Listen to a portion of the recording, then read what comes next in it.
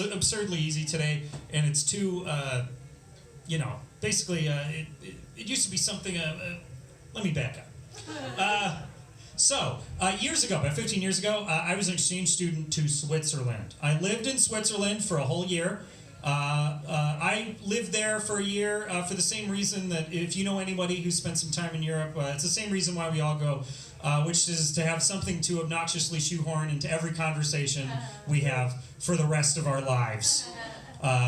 It's a long way to go to prove that you're mildly more interesting than another person. But it is inevitable. Anybody that goes for the next 15 years, if anybody brings up Europe, the country they lived in, whatever, we fly through the wall like Kool-Aid Man to chime in to say, I've been there. Let me tell you some anecdotes you'd only know if you were there for longer than a weekend. And of all places, it was Switzerland, of course. It's a bit of a sacrifice to go just to have more anecdotes for yourself, but it doesn't compare to the way it used to be, of course. Travel used to be a lot harder. Only two types of people used to actually go anywhere, and only two types, really. You were either like the poorest person in the world or the richest person in the world.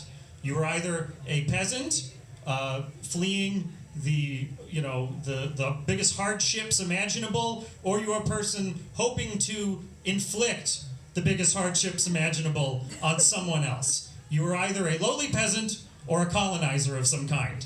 But in either case, there was a heavy risk of disease along the way. Usually something completely brand new and unknown to the individual until they are then, suffering from it God knows where. That is still an issue if you go somewhere. Now you can just go on a plane and get there, but there are still some health risks. Everybody who's traveled probably has dealt with some, intestinal, say, issues while they're in another place. When I went to Switzerland, and I was there for a whole year, but I got it out of the way. My major intestinal issue came in the first 12 hours after setting foot on the country. I'm allowed to set some context here. I've been flying over. I've been awake for 30 hours straight. There was a delayed flight. I land there and find that I have no luggage. It is still in Canada.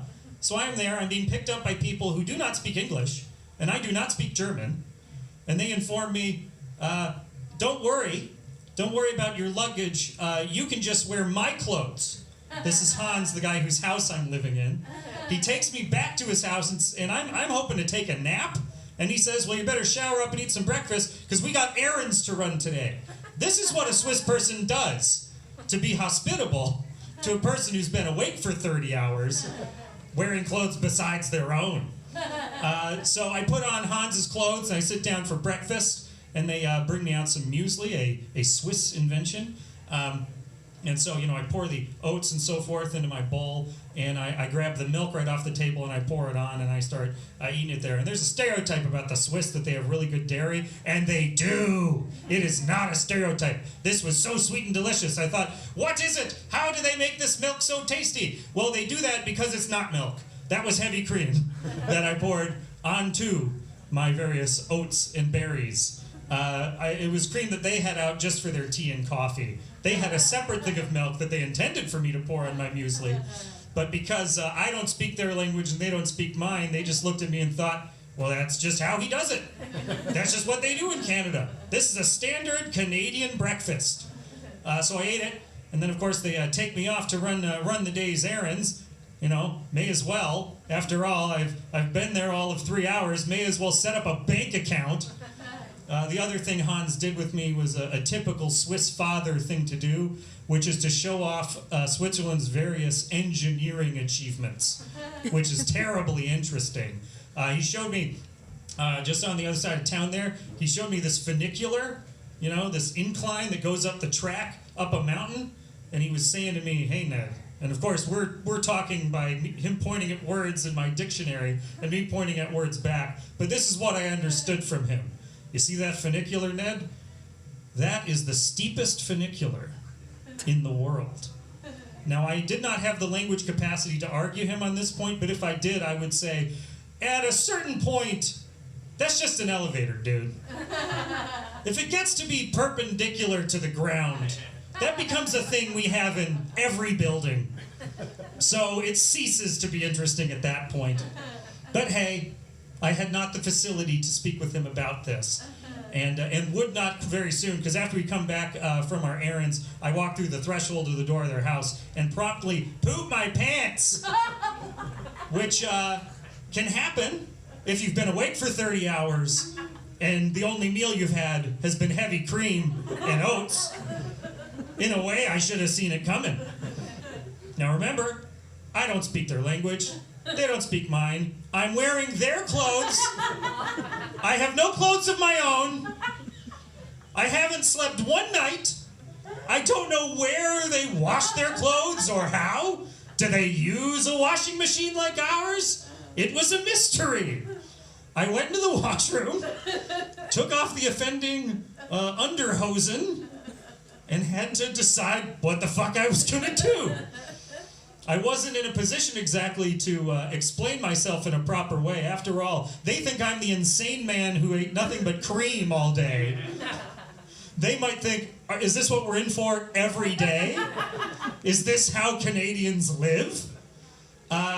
So I had to make a decision. And so what I did, I think this was the right move. I just went to the backyard and threw it over the fence. A nice tall fence, the other side of which I could not see. I don't know if anyone lives there.